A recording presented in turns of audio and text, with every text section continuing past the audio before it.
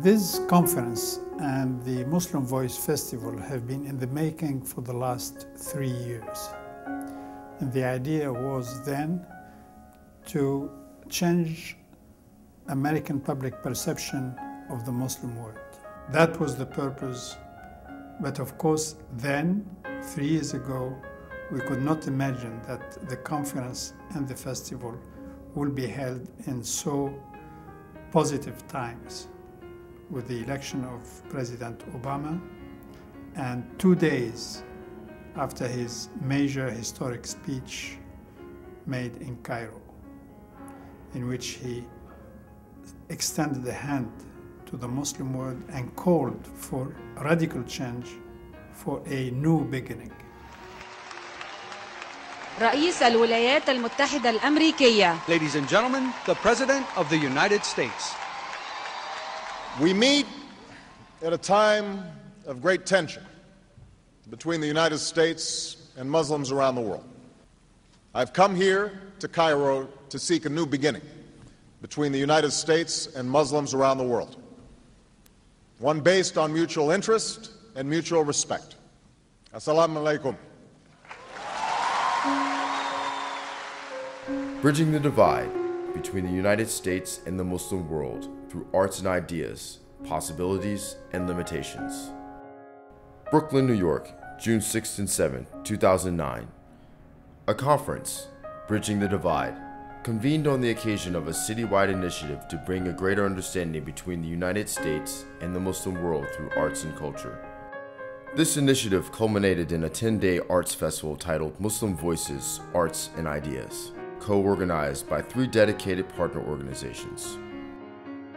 The Brooklyn Academy of Music, headed by Karen Brooks Hopkins, the Asia Society, led by Vishaka Desai, and New York University's Center for Dialogues, founded by Director Mustafa Tilili.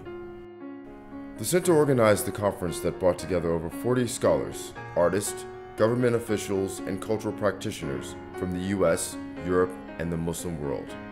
For 2 days, they discussed how cultural exchange can contribute to establishing a relationship of mutual respect and understanding between the United States and the global Muslim community. This is really an extraordinary gathering, unprecedented, and I think it's a unique opportunity to hear from and to experience art and culture from around the world, from Muslim societies all over the world, and to use that as a way of asking ourselves a whole series of questions about what does it mean to be a Muslim in today's world? What does it mean to be a Muslim artist?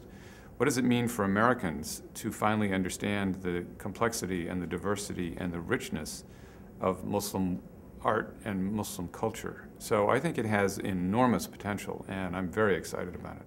This ultimate objective of creating better relations and a better understanding between the Islamic world and the West, that although it has been used, this concept, too often, but its importance really cannot be overemphasized.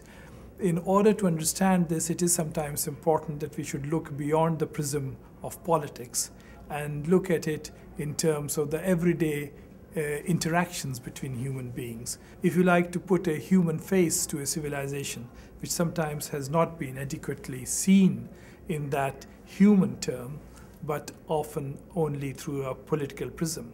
And I think in today's world, it is particularly important that we realize we live in an age of a universal civilization to which all people have contributed and from which all the peoples can benefit.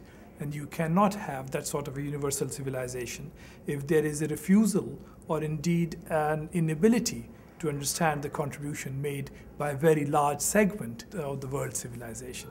Bridging the Divide conference is really about soliciting ideas and making possible for a larger audience to understand and appreciate some of the nuances that that one should be aware of, so that one is not looking at a monolithic Islam, but one that has many shades and ethnicities and interpretations of the Quran. That is a central question that comes up, whether it's through the artistic lens or the lens of culture or the lens of intellectual inquiry. It is also to acquaint people with some of the older traditions that are being re-expressed, if you will, in contemporary forms, and to examine what the limitations are, whether there are tensions and conflicts between artistic expression and governmental regulations, or the operation of an artist in a particular society. And it varies all around the world.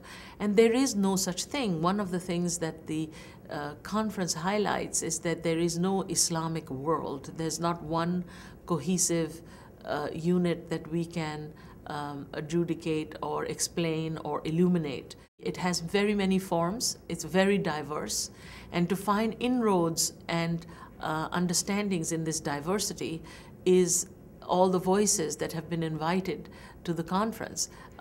They not only come from many different parts of the world, but they represent different cultures, different languages, different traditions of music, of expression, of intellectual pursuits, literature, writing. It's everywhere from classical history expressions to hip-hop. And it shows then that the world is indeed rich with all of these different voices that are bringing their lived experience and their histories to us, to be fostering a dialogue between them. There is an attempt through this conference is a beginning of removing the silo and vertical orientation of the academy from a more of a cross-pollination, if you will, or an interdisciplinary attitude that will engage a wider public and make familiar that which people are fearful of.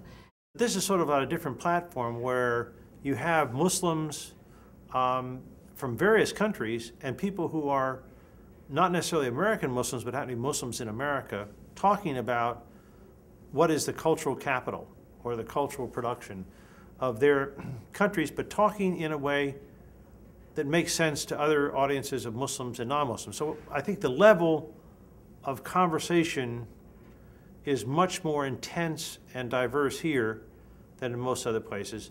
But I think the big difference is that one had Dick Bullitt, who's an extraordinary intellectual presence, construct a sort of paper saying, this is the whole history of Muslim art, and then how are we going to do something different? So it doesn't sort of say, oh, it's all there in the past, and that's my one brief but still, I think, valid critique of President Obama is the way in which he referred to Islamic art a couple days ago was as sort of artifacts of the past that we should all say, this is really great, this is Islamic, they're our friends, they're not terrorists, as opposed to something which I think is much more complex, and that is, what is the process of creativity in general today, and is there a Muslim accent? Is there a kind of Muslim variable within all the brands of creative expression that can characterize 21st century humankind? And then how do you bring it together in a conference that's not a cacophony? So I think what this does is to sort of say, yes, we have a history. Yes, it's something to be studied. Yes, it has to be acknowledged. Thank you, President Obama, for doing this. But then, by the way, for all the rest of us, where is the Muslim art today, and how do we connect to it?